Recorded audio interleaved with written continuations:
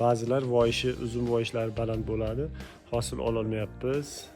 Keyin qimmatga kestiryapmiz deydi, dorilolmayapmiz deydi. Xullas, bu voyishdan maqsad uzum olish, u maqsad yuzaga kelmaydi. Sababi, birinchi sababi voyishda juda baland bo'lishi. Sizga hozir namunali voyishlardan birini ko'rsataman. Mana. Boshlanishi 4 metr, uklon bo'lib 5 metrda tugagan. Juda ham idealni voyishlardan biri. Voyishni mana 3dan 1 qismidan qaytarib kesdik shoxini. Bu kuzgacha meva berib va meva bergan shoxlari mana shu tomgacha keladi. Uni yana qaytarib kesamiz, ona shoxlarini qoldirib. Shoxlari ham juda idealni taxlandi. Xudo xohlasa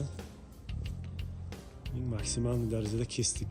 Ba'zilar tom uyi baland bo'ladi, tomni ustiga chiqarganini hisobiga 6-7 metrga chiqib ketadi. Bu bo'lmaydi u. Mana shu eng zo'r balandlik. Uzumni tarbiya qilish, kesish, olish oson bo'ladi juda. Prinsip bilan baylashning oqibati mana uzumlar. Agar yana 1 yil, 2 yil turganda bu ip uzib berib uziladi. Bu uzilish mana sizda 20 kilo hosilda yo'q degani uzilish. Mana shunaqa lattalar bilan boylasa, bu latta qisaman degancha lattaning o'zi ham tamom bo'ladi, keyin uzilib ketadi. Yoki almashtiriladi. Shuni baylab kesib, boylab chiroyli qilib berdik, xudo xolasa.